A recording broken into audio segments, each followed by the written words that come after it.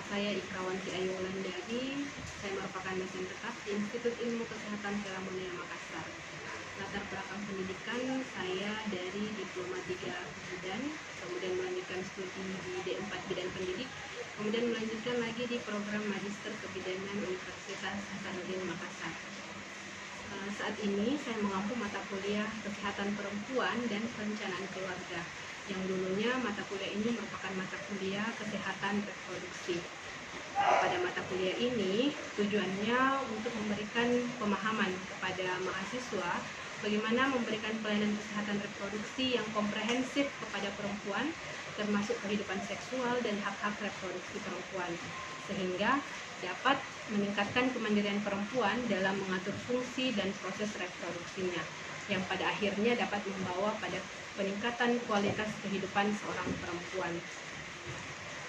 Dalam mata kuliah ini juga dijelaskan terkait kesehatan reproduksi pada situasi bencana, mengingat Indonesia boleh dikata merupakan supermarket bencana karena letak geografisnya dan memiliki banyak gunung api, kemudian rawan terhadap gempa bumi yang dapat menimbulkan tsunami. Selain itu bencana banjir juga selalu mengintai. Nah, untuk mata kuliah ini diajarkan pada semester genap dengan beban 4 SKS. Adapun capaian pembelajaran pada mata kuliah ini, yang pertama, mahasiswa mampu mengetahui konsep kesehatan reproduksi. Yang kedua, mahasiswa mampu mengetahui bagaimana konsep gender dalam kesehatan reproduksi dan masalah-masalah yang terjadi pada kesehatan reproduksi. Yang ketiga, mahasiswa mampu mengetahui rumor dan fakta yang terkait dengan kesehatan ibu dan anak. Yang keempat, mahasiswa mampu memberikan pelayanan kontrasepsi. Yang kelima, mahasiswa mampu menunjukkan bagaimana evidence based dalam asuhan keluarga berencana. Dalam kesempatan ini, saya akan menjelaskan materi tentang pemantauan tumbuh kembang perempuan. Untuk isi materi yang akan dibahas, yang pertama ada aspek yang dikaji dalam pemantauan tumbuh kembang seorang perempuan, kemudian indikator pemantauan dan masalah gangguan kesehatan reproduksi, serta upaya dalam penanggulangannya. Saat ini, metode pembelajaran yang dilakukan di Institut Ilmu Kesehatan Pelamonia dapat dilaksanakan secara langsung atau offline. Dengan metode ini, interaksi dapat digunakan secara langsung sehingga diharapkan hasilnya dapat lebih maksimal. Dalam pembelajaran ini, saya berupaya menerapkan metode delivery, interaction, dan assessment kepada mahasiswa. Untuk metode ceramah, penyampaian materinya, saya berharap mahasiswa dapat memahami secara luas dan tepat agar dapat mengaplikasikan langsung saat sudah terjun ke lapangan. Kemudian sebelum memulai materi, biasanya saya merefleksi terlebih dahulu materi yang telah dibawakan di pertemuan sebelumnya. Dalam proses penyampaian, saya juga selalu memberikan pertanyaan-pertanyaan kepada mahasiswa terkait dengan apa-apa yang mereka kurang pahami dan kurang mengerti. Nah, setelah penyampaian materi pun, saya kembali menanyakan hal-hal yang sekiranya tidak dipahami oleh mahasiswa. Selain metode ceramah, saya juga biasanya menggunakan metode diskusi, di mana dengan metode ini saya memberikan studi kasus kepada mahasiswa. Jadi dalam pelaksanaannya, saya mengharapkan mahasiswa mampu memiliki pola pikir yang terarah dan kritis, serta mampu tampil di depan umum. Untuk penilaian mahasiswa, saya menggunakan 40% dari hasil diskusi, kemudian 30% UTS, dan 30% UAS. Penyampaian penilaian saya sampaikan dengan transparan sehingga mahasiswa mampu mengetahui sejauh mana hasil studi mereka. Berikut ini saya akan memperlihatkan video singkat pembelajaran untuk mata kuliah Kesehatan Perempuan dan Perencanaan Keluarga. Selamat menyaksikan.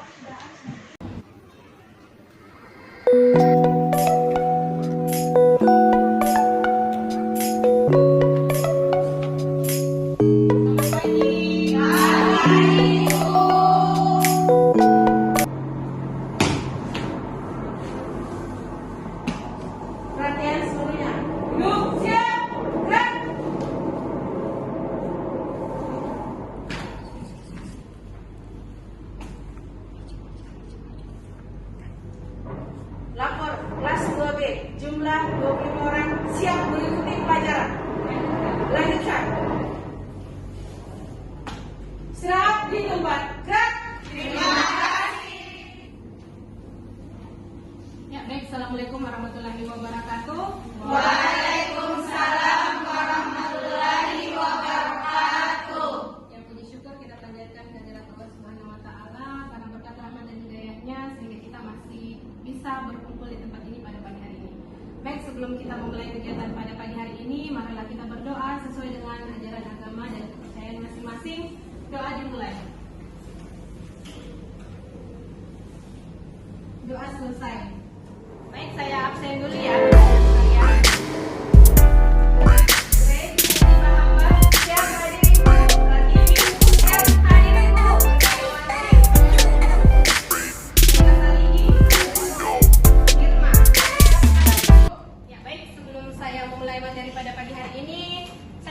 Refleksi pertemuan kita minggu lalu, mungkin ada yang bisa menjelaskan pertemuan kita minggu lalu? Baik, terima kasih atas kesempatan yang telah diberikan kepada saya mengenai materi yang dibahas pada minggu lalu, yaitu mengenai sasaran KIE. Adapun sasaran KIE dibagi menjadi 3 bagian. Yang pertama itu individu, adalah seseorang manusia yang tidak hanya memiliki peranan khas dalam lingkungan sosialnya. Yang kedua yaitu keluarga, adalah unit terkecil dari masyarakat yang terdiri dari kepala keluarga dan beberapa orang yang terkumpul dan tinggal dalam suatu tempat. Yang ketiga itu masyarakat, yaitu sebuah komunitas yang saling tergantung satu sama lain. Terima kasih. Ya, baik, kita lanjutkan. Terima kasih untuk teman-teman. Kita lanjutkan pertemuan kita pada pagi hari ini, yaitu tentang pemantauan tumbuh kembang sepanjang jalur kehidupan. Jadi di sini kita akan membahas sepanjang jalur kehidupan seorang perempuan ya. Nah, di sini ada pengertian tumbuh kembang itu sendiri. Pertumbuhan itu merupakan bertambahnya jumlah dan besarnya sel di seluruh bagian tubuh yang secara kuantitatif dapat diukur. Jadi penambahan yang dapat diukur. Nah, kemudian pertumbuhan juga merupakan adanya perubahan dalam jumlah akibat penambahan sel dan pembentukan protein baru sehingga meningkatkan jumlah dan ukuran sel di seluruh bagian tubuh. Kemudian pengertian dari perkembangan di sini pertambahan sempurnanya fungsi alat tubuh yang dapat dicapai melalui tumbuh, kematangan dan belajar. Jadi pertumbuhan dan perkembangan itu memiliki perbedaan ya. Kalau pertumbuhan kita berbicara tentang kuantitatifnya, penambahan selnya, tetapi kalau kita berbicara tentang perkembangan yaitu pertambahan kesempurnaan fungsi alat-alat tubuhnya. Jadi sama mungkin kalau perempuan bertumbuhnya itu bertumbuhnya alat-alat reproduksinya ya, mungkin bertambah tinggi, kemudian munculnya sistem-sistem reproduksi yang lain. Kemudian kalau untuk perkembangan yaitu dari alat tubuh dan kematangan.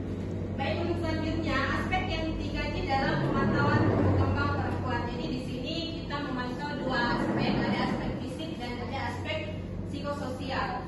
Baik, selanjutnya di sini ada indikator dalam melakukan pemantauan. Nah, secara kronologis ya, setiap perempuan itu akan mengalami berbagai fase dalam kehidupannya. Jadi kita sebagai perempuan ini pasti ada fase dalam kehidupan kita, ya. Nah, proses ini berlangsung secara alamiah atau wajar terjadi pada setiap perempuan. Berikut ada fase-fasenya. Yang pertama lahir dan prapubertas. Jadi teman-teman sekalian, adik-adik sekalian itu kan sekarang tidak langsung besar ya. Dari mulai proses adik-adik dilahirkan oleh ibunya, kemudian beranjak menjadi anak-anak atau masa prapubertas, kemudian ada masa pubertas, kemudian ada masa reproduksi, ada masa pramenopause, menopause dan senium. Nah, untuk fisik ya, jadi di masa lahir dan prapubertas tadi. Nah, di lahir dan di prapubertas ini ada fisik dan psikososial juga. Jadi untuk aspek fisik itu terbentuknya bakal organ seks janin saat berusia 12 minggu. Jadi pada saat teman-teman semua pada saat di dalam janin ya, di usia 12 minggu itu sudah ada namanya bakal organ seks ya. Nah, sejak bayi perempuan sudah memiliki 2 indung telur. Jadi sejak di dalam kandungan semua mengalami perkembangan ya. Jadi pembelahan sel yang memungkinkan terjadinya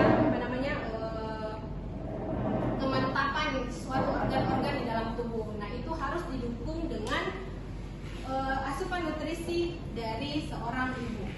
Ya, jadi teman-teman ini sebagai seorang bidan nantinya silakan bagaimana caranya memberikan edukasi kepada ibu-ibu hamil ya untuk suplai nutrisi ibu. Ibu harus banyak mengkonsumsi misalnya asam folat karena ibu ini sekarang usia kehamilannya 4 minggu misalnya ya. Jadi sekarang adalah proses perkembangan, proses pembentukan janinnya di dalam perutnya ibu. Jadi harus kita suplai dengan nutrisi yang ada yang kuat. Nah kemudian pada masa ini sel telur belum matang. Jadi sel telur itu akan matang pada saat pubertas yang ditandai dengan menstruasi. Betul sekali. Nah belum menunjukkan tanda-tanda pertumbuhan seks sekunder. Nah untuk aspek psikososial, anak perempuan diarahkan untuk mengikuti budaya yang berkembang di lingkungan asuhan. Misalnya pada berikut. Jadi anak perempuan harus jongkok saat buang air kecil. Kemudian sedangkan anak laki-laki berdiri, tetapi perlu diajarkan juga ya anak laki-laki itu tetap jongkok ya pada saat dia buang air. Kemudian anak perempuan diajarkan untuk bersolek, berias. Kemudian rambut anak perempuan dibiarkan panjang atau dipotong secara feminin. Perempuan dididik untuk bersikap feminin. Nah kemudian pada masa pubertas. Jadi pada masa pubertas juga ada dua, ada fisik dan psikososial, di mana mulai terbentuk sel matur. Jadi pada masa ini ya, jadi sel-sel indung telur, sel ovum itu sudah matang. Makanya pada saat masa pubertas ini teman-teman perempuan itu akan mengalami proses yang namanya menstruasi tadi itu ya, yang disebutkan oleh Ibu Grace ya. Nah kemudian produksi hormon estrogen karena pengaruh matangnya sel telur. Kemudian mulai tumbuh tanda-tanda seks sekunder, misalnya tumbuh payudara.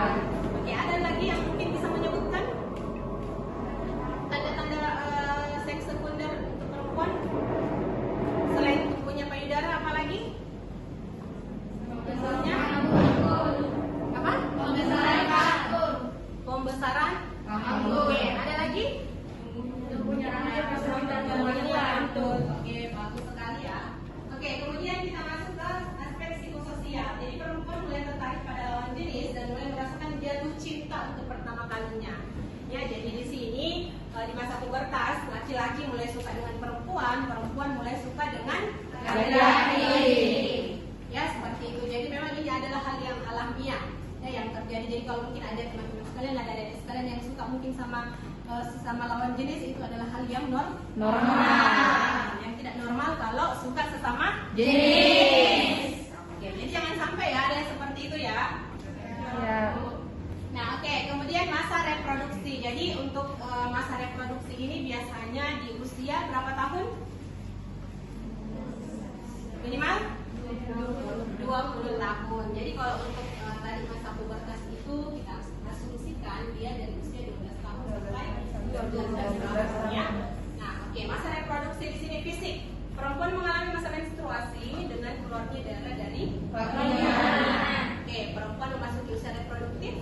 Sel telurnya dapat dibuahi, jadi hati-hati bagi teman-teman sekalian yang sudah mulai mendapatkan menstruasi, hati-hati di dalam bergaul ya. Karena ketika sel telur sudah matang itu menandakan bahwa sel telur itu sudah dapat dibuahi. Nah, kalau sudah dibuahi itu akan terjadi proses kehamilan ya. Oke. Nah, kemudian jika melakukan hubungan intim dengan lawan jenis, perempuan bisa hamil. Nah, bekerjanya hormon indung telur atau estrogen dan progesteron. Untuk psikososial, perempuan biasanya mulai cemas karena proses menstruasi. Jadi mungkin teman-teman pada saat awal menstruasi ada yang kaget, ih saya ini kenapa ada keluar muncul warna merah. Ya seperti itu. Nah, peran kita di sini sebagai seorang bidan yang tentunya ruang lingkup pekerjaan kita adalah sepanjang siklus kehidupan seorang perempuan. Jadi teman-teman bidan di sini sudah harus menjelaskan, sudah harus memberikan edukasi ya kepada anak-anak remaja. Ya, jadi kita sebagai seorang bidan bukan hanya cakupannya bukan hanya ibu hamil, ibu bersalin, ibu nifas, tidak, tetapi remaja juga merupakan ruang lingkup dari pekerjaan kita sebagai seorang bidan. Jadi anak remaja yang mengalami permasalahan yang butuh edukasi, kita berikan edukasi bahwa ketika kita mulai terjadi proses pubertas, mulai terjadi pematangan sel, itu akan ditandai dengan proses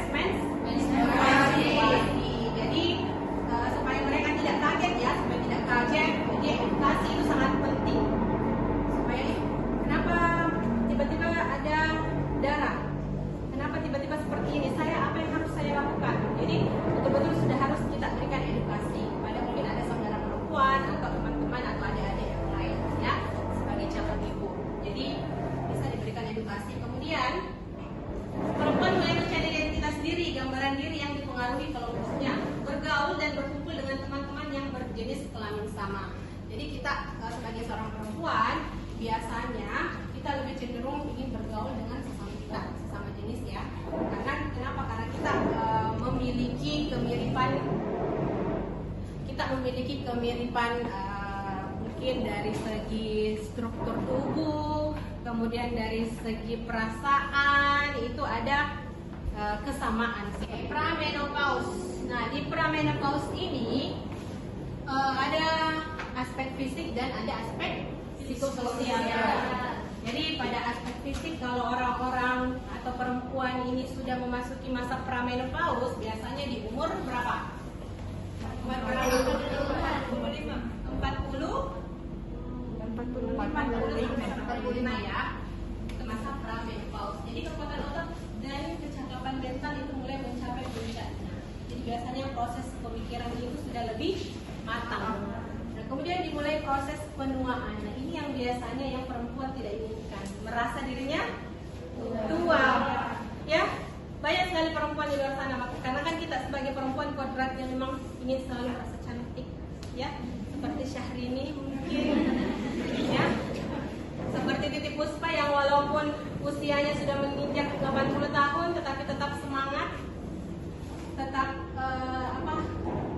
tetap energik, ya. Jadi dia itu nenek-nenek yang cantik. Oke, kemudian penurunan hormon kewanitaan berangsur menurun, proses menstruasi yang tidak teratur, perasaan panas di sekitar wajah atau mengalami hot flash. Jadi itu salah satu tanda-tanda seorang perempuan mengalami yang namanya pramenopause. Tidak ada rasa panas di malam hari, kayak rasa terbakar.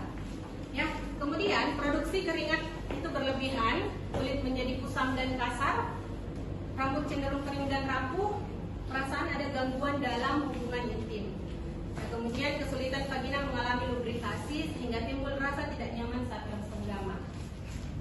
Nah, untuk faktor aspek psikososial, di sini perempuan lebih banyak menarik diri dari lingkungannya. Jadi mungkin karena dia merasa bahwa yang dulunya dia waktu masih muda, dia selalu merasa energik, kuat, bisa melakukan apapun. Nah, ketika dia sudah memasuki masa 40 tahun, tadi dikatakan bahwa kekuatan otot itu mulai menurun. Nah, jadi mungkin dia merasa bahwa saya sudah tidak seperti dulu, saya tidak seenergik dulu. Jadi muncul rasa seperti dia menarik diri dari lingkungannya. Nah, kemudian perempuan lebih sering merasa tersinggung, mudah cemas dan sangat sensitif. Ya, hati-hati bagi yang punya ibu sudah 40 tahun ke atas atau punya nenek misalnya, ya, mereka pasti akan lebih sensitif orangnya. Nah, kemudian gelisah karena menghadapi proses penuaan, jadi tidak mau tua. Ya, jadi banyak hal yang dilakukan orang-orang saat zaman sekarang untuk menghindari ketuaannya. Salah satunya mungkin adalah dengan apa? Susuk. Apalagi susuk apa ini? Susuk?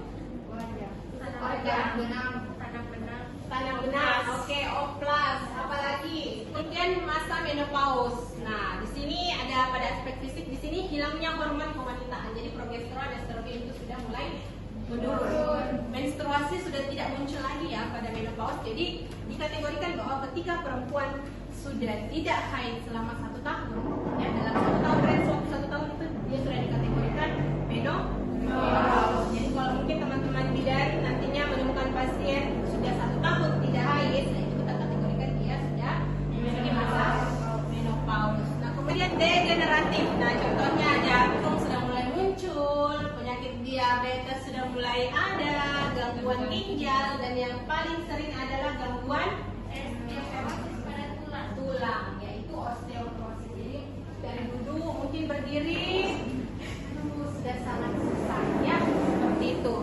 Nah, kemudian untuk aspek psikososial, di sini perempuan sudah mulai mencapai kematangan hidup. Jadi dia sudah berpikir perjalanannya yang lalu, apa saja yang sudah dia capai di masa menopause, dia di masa, boleh saya katakan di masa tuanya, ya, seperti itu ya, di masa tuanya seperti itu. Jadi dia sudah mulai mencapai kematangan hidupnya. Nah, kemudian untuk masa senium. Nah, di sini senium lemahnya otot-otot yang membuat struktur tubuh menjadi bengkok. Jadi ini masa ini. Jadi biasanya kita lihat mungkin ada nenek-nenek yang jalannya seperti ini. Siapa? Nah, itu karena dia sudah memasuki fase senium sehingga struktur tubuh